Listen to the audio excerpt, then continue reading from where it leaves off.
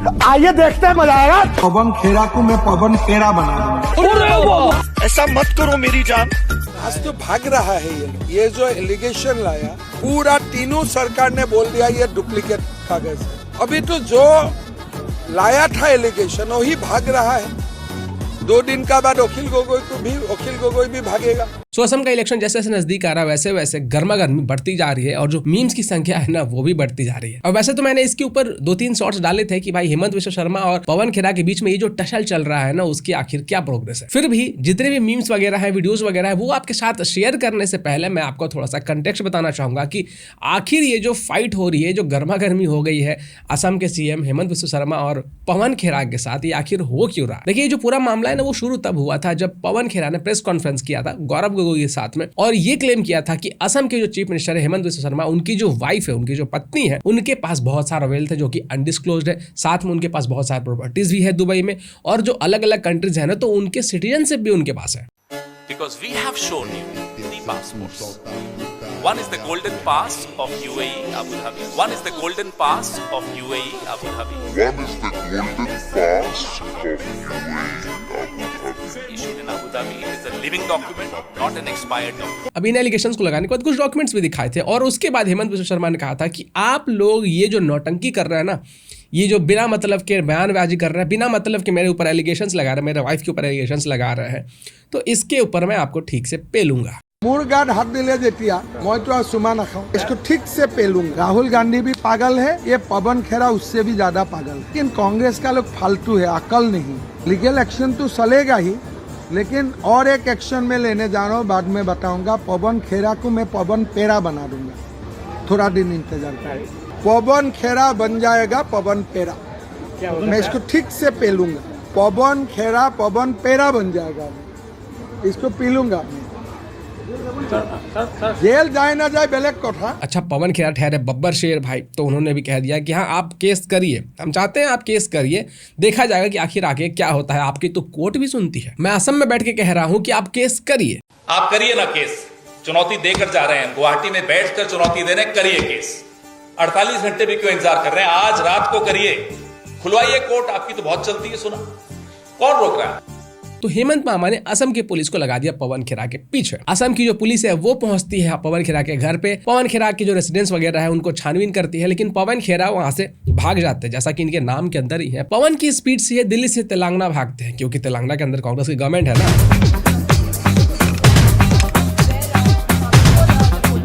अच्छा, उसके बाद कांग्रेस वाले कहते हैं कि भाई देखिए पवन खेरा के साथ ना विछन किया जा रहा है, इस व्यक्ति को परेशान किया जा रहा है। पवन खेरा की वीडियो डाल के कहते हैं हमारे ऊपर पुलिस लगा दी भाई, 100 के 100 पुलिस वाले, कभी घर से लैपटॉप उठा के ले जा रहे हैं, कभी आईपैड उठा के ले जा रहे हैं। नमस्कार साथियों, आप देख रहे हैं पिछले 2 दिन से असम पुलिस क्या क्या हथकंडे अपना रही है। असम पुलिस तो नहीं अपना रही, असम के मुख्यमंत्री और शायद देश के गृह मंत्री क्या क्या हथकंडे अपना रहे हैं।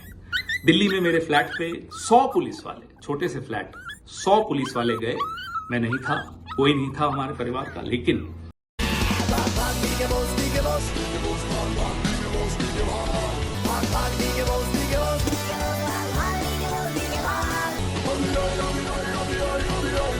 अरे पर आप ही ने कहा था ना कि आओ असम की जो सीएम है उनको मैं न्योता दे रहा हूं कि आप केस करिए, हम चाहते हैं आप केस करिए, तो केस हो गया। लो, अब केस हो गया तो अब आप कह रहे हैं कि भाई ये तो पावर का गलत इस्तेमाल हो रहा है, विछंट हो रहा है। अरे भाई साहब, आपके ऊपर केस हुआ है तो जो पत्री और जो डॉक्यूमेंट्स है ना तो वो आप कोर्ट में पेश कर दीजिए कि भाई देखिए हमने यहाँ से देखकर बोला था, हमारे पास ये सारे प्रूफ है। पर नहीं, हम तो प्रूफ नहीं दिखाएंगे भाई, हम चाहते कि आप हमारे ऊपर केस करें और फिर हम विक्टिम कार्ड खेले कि देखिए पावर का गलत इस्तेमाल हो रहा है।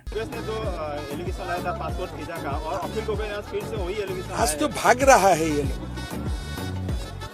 ये जो एलिगेशन लाया, पूरा तीनों सरकार ने बोल दिया ये डुप्लीकेट कागज है। अभी तो जो लाया था एलिगेशन वही भाग रहा है। 2 दिन का बाद अखिल गोगोई भी भागेगा। वो सबसे बच्चा है। हम बड़ा मछली को पकड़, देखो हमें बड़ा मछली को पकड़ना है। मेरा तो चक्कर राहुल गांधी तक है। जरूर ये कागज पवन खेरा को हो सकता है राहुल गांधी ने दिया होगा, हमें तो वहां तक जाना है। कहाँ ये बच्चा लोगों का पीछे समय बर्बाद करना। कितना कानून से कितना दिन लोग भाग सकते हैं? एक लिमिट का आता ऊपर तो कोई भाग नहीं सकता है। अब जिस हिसाब से हेमंत मामा ने पुलिस लगाया पवन खेरा के पीछे, तो लग रहा है कि ये सिर्फ पवन खेरा तक जाने तक सीमित नहीं है, ये शायद राहुल गांधी को भी खींचने के फिराक में है। पवन खेरा तो एक तरीके से वो हाथ है जो कि दिखा रहा था कि हाँ भाई ये क्लेम्स हम कर रहे हैं, लेकिन ये जो डॉक्यूमेंट्स वगैरह प्रोवाइड किए गए होंगे तो राहुल गांधी ही प्रोवाइड करवाए होंगे या फिर कांग्रेस वाले ही करवाए होंगे। तो इसीलिए हेमंत विश्व शर्मा कह रहे हैं कि भाई मैं बड़ी मछली को पकड़ूंगा। अच्छा, पवन खेरा को चने की झाड़ पे चढ़ाने में थोड़ा सा राहुल गांधी का भी हाथ था। ये भी अपने स्पीचेस में लगातार कह रहे थे कि पवन खेरा पीछे हटने वालों में से नहीं है। कांग्रेस पार्टी के कार्यकर्ता से कहना चाहता हूं, देखो आप लोग बब्बर शेर हो, आपको किसी से नहीं डरना है। अच्छा भागा भागा सा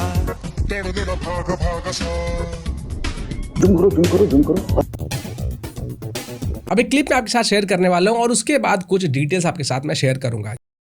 अभी गौरव ने कहा कि जो जमीन आपसे आपके चीफ मिनिस्टर ने चुराई है वो वापस दी जाएगी, और गौरव ने यह भी कहा कि आपके चीफ मिनिस्टर माफी मांगेंगे। यहाँ के मुख्यमंत्री बोलते हैं कि हमारी कमर तोड़ देंगे, हमारे हड्डियों को तोड़ दिए, और बोलते हैं कि हमारा जीना हराम कर देंगे, और बोलते हैं कि मियां अगर ऑटो चलाता है तो 2 रुपये कम दो। हेमंतो, तुमको 2 रुपये चाहिए तो जनता से चंदा करके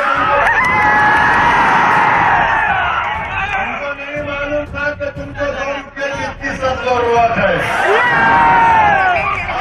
हमको खत्म करने वालों, दुनिया उस वक्त तक जिंदा रहेगी जब तक दुनिया जिंदा रहेगा। हमारा जो लड़ाई है ये बांग्लादेशी मुसलमान से है। असम का बॉर्डर में बांग्लादेशी ना आए, असम सीएम को तो गोली मारना ही पड़ेगा सिंबॉलिकली। आप अगर मेरा जमीन कब्जा करते हैं मैं आपको भगाऊंगा। कहां भागेंगे वो? जहां भागे भागो, मेरा वो जिम्मेदारी नहीं है ना सोचने का, वो तो सेकुलर सोच है, मैं क्यों सोचूं? अगर मेरा लड़की को आप उठा के ले जाते हो तो मैं आपको जेल में डालूंगा। आप अगर मेरा मंदिर में आएगा, जब तक मेरा पावर रहेगा मैं आपको घुस के बाहर निकालूंगा, और जब तक भगवान मुझे ये समता दे के रखूंगा मैं वो समता का प्रयोग भी करूंगा। देखिए, इस तरीके से जो असम के अंदर अपीजमेंट की जा रही है ना, तो इसका क्या नतीजा है वो मैं आपको बता देता हूं। असम में डेमोग्राफी चेंज देखिए कैसे कैसे हुआ है। 1951 में जो मुस्लिम्स की संख्या थी ना वो अराउंड 24% के आसपास थी, और हिंदूज 70% से ज्यादा थे। क्रिश्चियंस की जो पॉपुलेशन थी वो 2% के आसपास थी, और फिर 1991 में 40 साल के बाद हिंदूज का जो पॉपुलेशन था वो कम होकर 67% के आसपास रह गया। मुस्लिम्स का जो पॉपुलेशन था वो 28.5% हो गया। क्रिश्चियंस का जो पॉपुलेशन था वो भी बढ़ गया, वो भी 3.3% हो गया। तो 40 साल में मुस्लिम्स का पॉपुलेशन बढ़ा, यहां तक कि क्रिश्चियंस का भी पॉपुलेशन बढ़ा, लेकिन हिंदूज का पॉपुलेशन घट गया। फिर 10 साल के बाद जब जनगणना हुई तो उसमें भी हिंदूज का जो पॉपुलेशन था वो और कम हो गया और डीप होता चला गया। हिंदूज की पॉपुलेशन अब सिर्फ 64.89% रह गई। मुस्लिम्स का जो पॉपुलेशन था वो बढ़ गया और वो 30.92% यानी कि 31% हो गया। यहां तक कि क्रिश्चियंस का जो पॉपुलेशन था वो भी बढ़ गया और वो भी 3.7% हो गया। फिर इसके 10 साल के बाद फिर से हिंदूज की पॉपुलेशन और कम हो जाती है। हिंदूज का पॉपुलेशन 2011 में 61.47% रह गया। मुस्लिम का पॉपुलेशन और बढ़ के 34.22% हो गया। क्रिश्चियन का पॉपुलेशन और बढ़ा और 3.74% हो गया। अब इसके बाद जो जनगणना 2021 में होने वाला था वो तो डिले हो गया, हुआ नहीं। लेकिन अगर कैलकुलेट करते हैं तो जो हिंदूज का पॉपुलेशन है वो 2025 के आसपास में 50 से 55% के आसपास रह गया होगा। और जिस हिसाब से इलीगल इमिग्रेंट्स बांग्लादेश से असम में और वेस्ट बंगाल में आते हैं तो भाई ये कोई शॉकिंग बात नहीं होगी कि नेक्स्ट जब जनगणना होगा उसमें जो डिटेल सामने आएंगे तो हिंदूज की पॉपुलेशन 50% से भी कम होगी। और सोचिए कि मुस्लिम्स की पॉपुलेशन जो 24% के आसपास थी वो अब 40% के आसपास हो जाएगा। मतलब कि ईयर बाय ईयर मुस्लिम्स की पॉपुलेशन बढ़ती जा रही है, क्रिश्चियंस की पॉपुलेशन बढ़ती जा रही है, हिंदूज की पॉपुलेशन घटती जा रही है। अब मुस्लिम्स की पॉपुलेशन बढ़ रही है, वोट शेयर बढ़ रहा है, तो भाई अपीजमेंट भी होगा। और यही कारण है कि जब किसी देश का या किसी स्टेट का डेमोग्राफी चेंज होने लगता है तो वहां का जो पॉलिटिक्स होता है ना तो वो भी चेंज होने लगता है। जो पॉलिसीज बनाई जाती है वो चेंज होने लगते हैं, जो फ्रीबीज होते हैं वो चेंज होने लगते हैं। पॉलिटिकल पार्टीज क्या क्या वादे करेंगी उसके ऊपर भी इम्पैक्ट पड़ता है। Yok bundan sonra size sigara filan, uçuyor yıldızlara müptezel bayan. Harmanım, baba nerede çarşafım, gördüğüm bu Getir benim dermanım, hoppa yavaşça kıldı fermanım, sakın kaçma. buraya gel herkes benim, Adana çocuğu. हमारा जो मियाँ भाई लोग है forest में जमीन लेके रखा है। This is the order of the supreme court कि आप फॉरेस्ट को खाली करो। ग्लोबल वार्मिंग सबके लिए फॉरेस्ट कवर बढ़ाना है। अगर फॉरेस्ट में जो भी होते हैं हमें एविक्शन करना है अभी मैं कहाँ जाके पूछूं हिंदू हो मुसलमान हो, मैंने एविक्शन करता हूँ, फिर बाद में पता चलता है जिसको भी एविक्शन किया 100% इज मियां मुसलमान, लेकिन वो जब आके हल्ला करते थे मैं दूसरा फॉरेस्ट को भी एविक्शन कर देता हूँ। They are people of India.